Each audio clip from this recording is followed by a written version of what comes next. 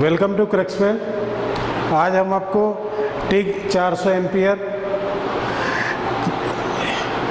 TIG and arc welding 400 ampere machine के trouble shooting और उसके कार्ड की जानकारी देंगे तथा अलग अलग जो इसमें डायोड, मॉसफेट, रेजिस्टेंस जो लगे हुए हैं उनको कैसे आप चेक कर सकते हैं कि फॉल्टी है या नहीं है, उसके बारे में थोड़ी हम आपको जानकारी देंगे।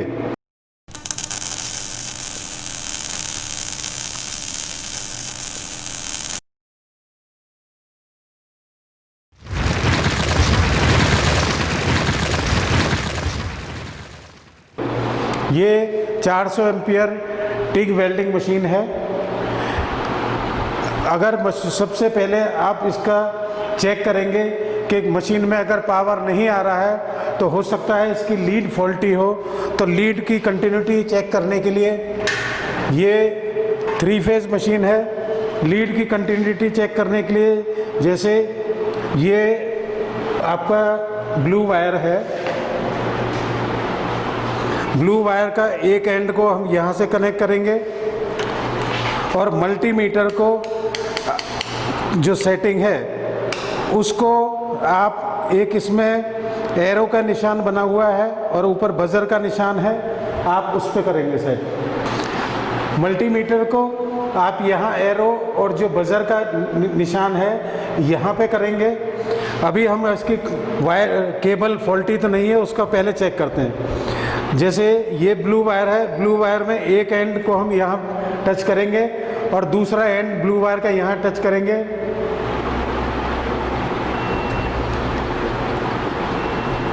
तो आपको इसमें बीप की साउंड आनी चाहिए कंटिन्यूटी के लिए। सिमिलर आप यहाँ से ब्लू पे ही रखेंगे और बाकी आप ब्लैक और रेड में आप कनेक्ट करेंगे तो आपको बीप की साउंड नहीं आएगी। तो इसका मतलब ये वायर फॉल्टी नहीं है। अगर ये टच करने के बाद में आपको बीप की साउंड फिर भी आ रही है तो इसका मतलब ये है कि आपकी केबल शॉर्ट हो गई है और ये केबल फिर आपको रिप्लेस करनी पड़ेगी।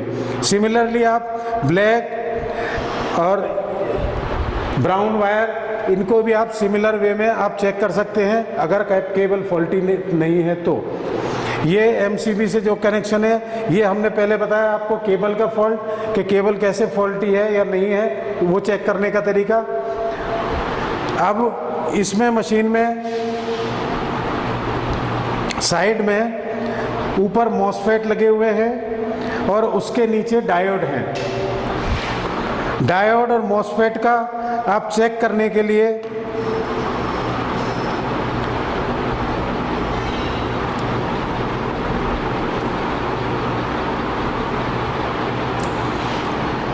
पहले हम आपको डायोड कैसे चेक करते हैं वो बताते हैं। डायोड में 3 पोल हैं जो कि पीसीबी से कनेक्टेड है। जो सेंटर वाला पोल है उसको आप ब्लैक टच करेंगे और दोनों साइड चेक करेंगे। आप जब साइड में टच करते हैं दोनों, किसी भी साइड में रीडिंग 150 या 150 से अबव आना चाहिए। अगर कोई भी रीडिंग नहीं आ रही है, 00 आ रही है, इसका मतलब ये आपका डायोड फॉल्टी है। सिमिलर प्रोसीजर आप अप्लाई कर सकते हैं मॉसफेट के लिए। मॉसफेट में भी सिमिलर वे में आप इसको चेक करेंगे। यहाँ पे अगर आप मॉसफेट चेक कर रहे हैं तो सेंटर में आप इसको ब्लैक को रखेंगे और दोनों पोल को आप टच करेंगे तो रीडिंग 375 से अबव आनी चाहिए।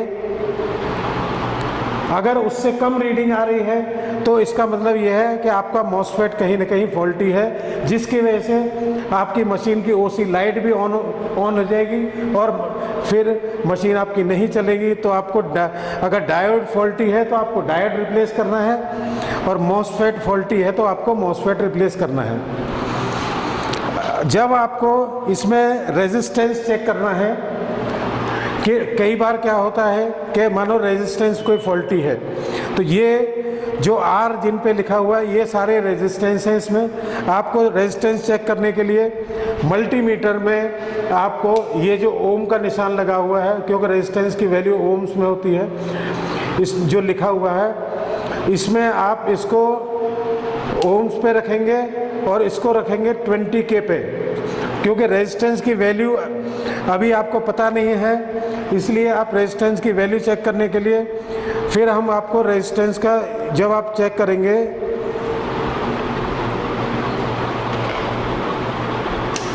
यहाँ पे तो आपको ये रेजिस्टेंस की वैल्यू दिखाएगा। ये 20K से भी ज़्यादा है तो इसको आप 200K पे करें।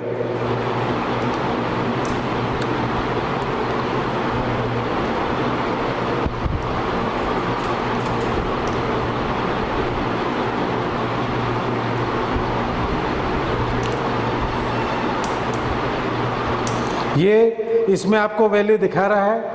अगर वैल्यू नहीं दिखाता है तो इसका मतलब आपका रेजिस्टेंस फॉल्टी है, फिर आपको वो रेजिस्टेंस आपको चेंज करना पड़ेगा। इसमें जितने भी रेजिस्टेंस लगे हुए हैं, रेजिस्टेंस को आप सिमिलर वे में आप चेक कर सकते हैं। एमसीबी के थ्रू जो कार्ड से कनेक्शन होता है, ये 3 रेड कलर की लीड आ रही हैं।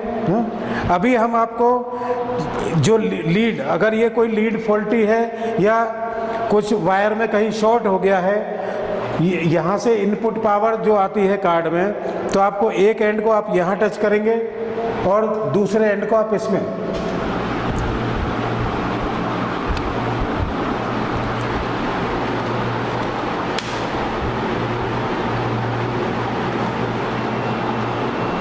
तो आपको बीप की साउंड इस पे आनी चाहिए।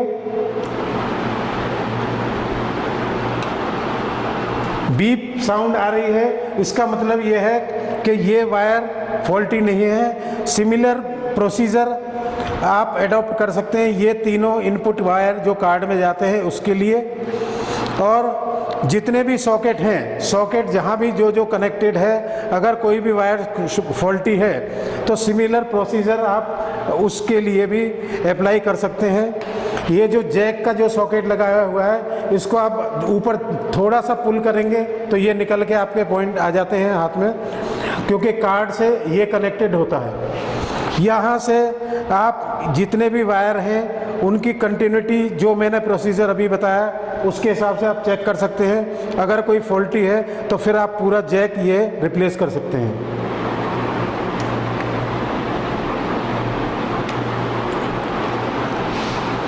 ये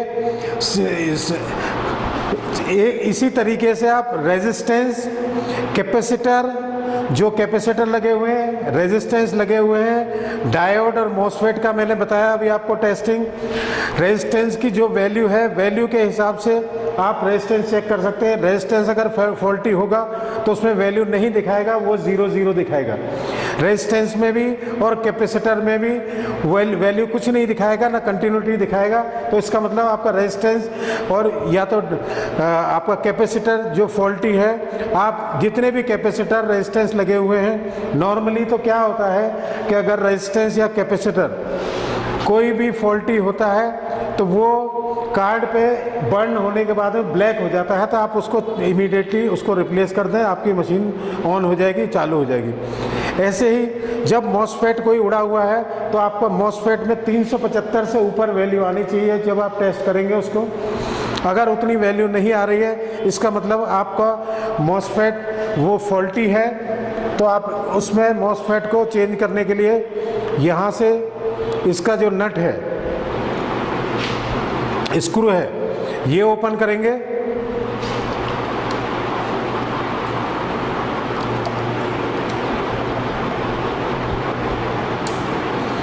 ओपन करने के बाद में मॉसफेट के ऊपर उसकी वैल्यूज़ लिखी हुई हैं। सिमिलर वैल्यूज़ का मॉसफेट आप मार्केट से लेके आप इसमें सोल्डरिंग से ऊपर से डिटैच करने के बाद में आप इसको अटैच कर सकते हैं और इसको लगा सकते हैं। ये इसके ऊपर वैल्यूज़ लिखी हुई हैं। सिमिलर वैल्यूज़ आपकी डायोड के ऊपर है। आप मॉसफेट और डायोड इस तरीके से आप चेंज कर सकते हैं। अगर डैमेज है तो आपकी मशीन चालू हो जाएगी और आपका ऑन ओसी लाइट है, ओसी लाइट जो जली थी, ओसी लाइट आपकी बंद हो जाएगी। 400 एम्पियर मशीन में 2 कूलिंग फैन लगे हुए हैं। कूलिंग फैन, कई बार कूलिंग फैन काम करना बंद कर देता है, कूलिंग फैन ऑन नहीं हो रहा है, न रोटेट हो रहा है। यहाँ से ये जो ब्लैक कलर का लीड है, ये कूलिंग फैन का यहाँ से इनपुट है, और ये जो इसका आउटपुट है वो आउटपुट आपका यहाँ से, ये जैक से आउटपुट जाता है। इसको आप यहाँ से सॉकेट को यहाँ से निकाल के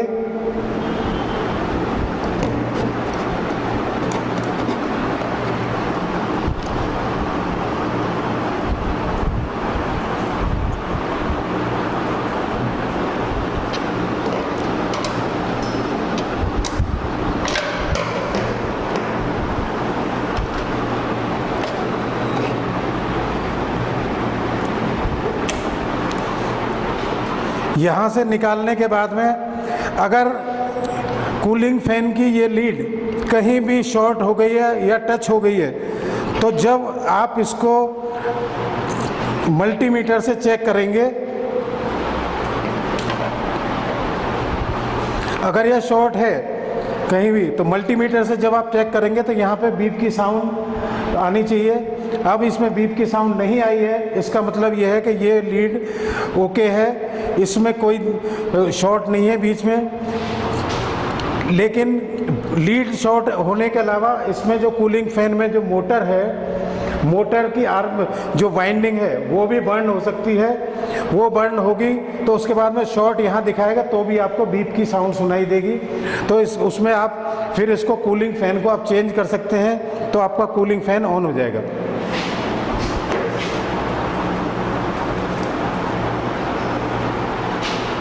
ये हमने अभी आपको कूलिंग फैन के बारे में बताया।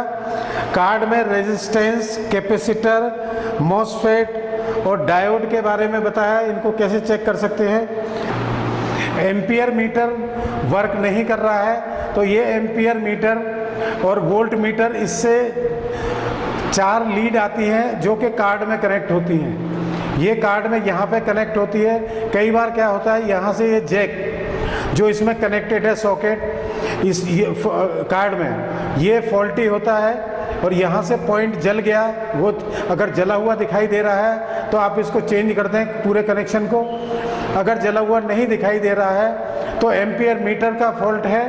तो एम्पियर मीटर में आप यहाँ से जब आप जैसे एम्पियर मीटर मानो अंदर से शॉर्ट हो गया, तो जब आप मल्टीमीटर से आप इसकी कंटिन्यूटी एम्पियर मीटर से कि यहाँ से जैक ओपन करने के बाद देखेंगे,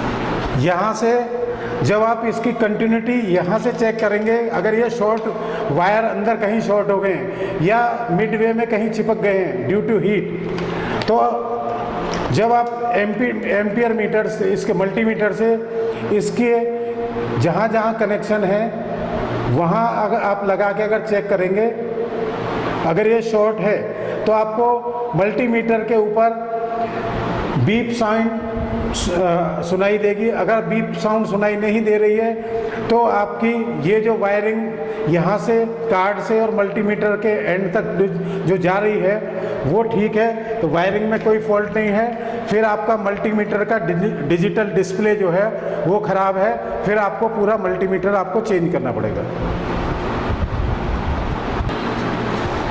ये वोल्टेज और आर्क फोर्स का रेगुलेटर है। ये रेगुलेटर की लीड कनेक्ट होती है, रेगुलेटर के लीड यहाँ से कार्ड से कनेक्ट होती है। यहाँ पे ये 3 इसके पॉइंट हैं। सिमिलर जो प्रोसीजर मैंने आपको कंटिन्यूटी का उसका बताया, अगर ये शॉर्ट अंदर से कहीं से हुआ है तो अगर आप इसको एक दूसरे को ब्लैक और रेड मल्टीमीटर्स का टच करेंगे तो उसमें फिर बीप साउंड सुनाई देगी। तो इसका मतलब ये है ये फॉल्ट हो गया, रेगुलेटर शॉर्ट हो गया है। शॉर्ट होने के बाद में फिर आप इसको रेगुलेटर को रिप्लेस कर दें और चेंज कर दें। ये वोल्टेज और आर्क फोर्स के रेगुलेटर हैं 2। इसमें यहाँ से कार्ड से ये वायर कनेक्टेड हैं, 3 वायर दोनों में। अगर आपका रेगुलेटर काम नहीं कर रहा है, रेगुलेटर से वोल्टेज रेगुलेट नहीं हो रही है, तो हो सकता है कार्ड के फॉल्ट की जगह आपका रेगुलेटर फॉल्टी हो। उस समय आप जब यहाँ से इसको टच करेंगे, अगर ये शॉर्ट है अंदर से, तो जब आप टच करेंगे तो आपको मल्टीमीटर के ऊपर बीप साउंड आनी चाहिए अगर शॉर्ट है तो। अगर बीप साउंड नहीं आ रही है तो आपका रेगुलेटर ठीक है, फिर वो उस कार्ड में प्रॉब्लम है तो फिर आपको कार्ड में चेक करके कार्ड रिप्लेस करना पड़ेगा। ये दोनों रेगुलेटर की चेकिंग आप इस तरीके से कर सकते हैं। और अगर इसमें बीप साउंड आ रही है तो रेगुलेटर शॉर्ट है या उसकी वायरिंग कहीं शॉर्ट हो गई है, तो फिर आप पूरा रेगुलेटर चेंज कर दीजिए, आपकी मशीन ऑन हो जाएगी। मल्टीमीटर से आप डीसी वोल्टेज आउटपुट चेक कर सकते हैं। यहाँ जब आप वेल्डिंग करते हैं तो इसमें डीसी वोल्टेज आउटपुट आता है। मशीन ऑन करने के बाद में जब आप इसको, मैं अभी आपको मशीन ऑन करके दिखाता हूँ। पहले ये हमने मशीन ऑन किया, ऑन करने के बाद में यहाँ से डीसी आउटपुट कितना आता है वो हम आप चेक कर सकते हैं।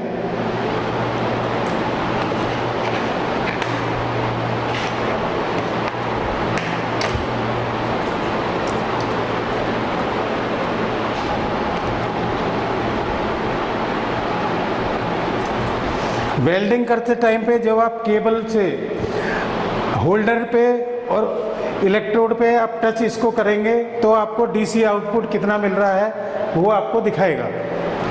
टिग वेल्डिंग मशीन में जो नॉर्मल प्रॉब्लम जो चलाने के बाद में या कुछ टाइम के बाद में लोग फेस करते हैं कि कंप्लेंट आती है कि जी गैस नहीं आ रही है। गैस नहीं आने का कारण ये आप देखेंगे, ये जो पाइपलाइन है गैस की, इसके साथ में यहाँ पे एक सोलेनॉइड वाल्व अटैच है। कई बार क्या होता है, सोलेनॉइड वाल्व ऑपरेट नहीं होता है, सोलेनॉइड वाल्व ओपन नहीं होता है, तो गैस यहाँ से इन होगी लेकिन आगे सप्लाई नहीं होगी।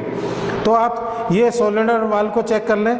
सोलेनॉइड वाल्व को चेक करने के लिए जब आप इसको ट्रिगर को, टॉर्च के ट्रिगर को दबाएंगे तो यहाँ सोलेनॉइड वाल्व में थोड़ी सी कट कट कट इस टाइप की साउंड आनी चाहिए। तो और इस सोलेनॉइड वाल्व ऑपरेट हो रहा है तो इसके बाद में आपकी गैस ओपन यहाँ से आगे जाएगी। कई बार चलते चलते बीच में से मानो ये पाइप कहीं से पंक्चर हो गया, ठीक है। पंक्चर होने के बाद में गैस यहाँ से आगे जा रही है लेकिन आगे पहुँच नहीं रही है, कम आ रही है। तो जहाँ से गैस पाइप पंक्चर है वहाँ से आपका गैस अंदर लीकेज होगा। तो आप ये पूरा गैस पाइप यहाँ से निकाल के और इसको गैस पाइप को चेंज कर सकते हैं और आपका गैस की प्रॉब्लम सॉल्व हो जाएगी। अगर आपका सोलेनॉइड वाल्व फॉल्टी है तो आप सोलेनॉइड वाल्व को निकाल के रिप्लेस कर देंगे। Solenoid valve gas pipe connection के बराबर में ये एक स्विच है जिससे कि टॉर्च का ट्रिगर ऑपरेट होता है। ये एक सॉकेट है जिससे टॉर्च का ट्रिगर ऑपरेट होता है।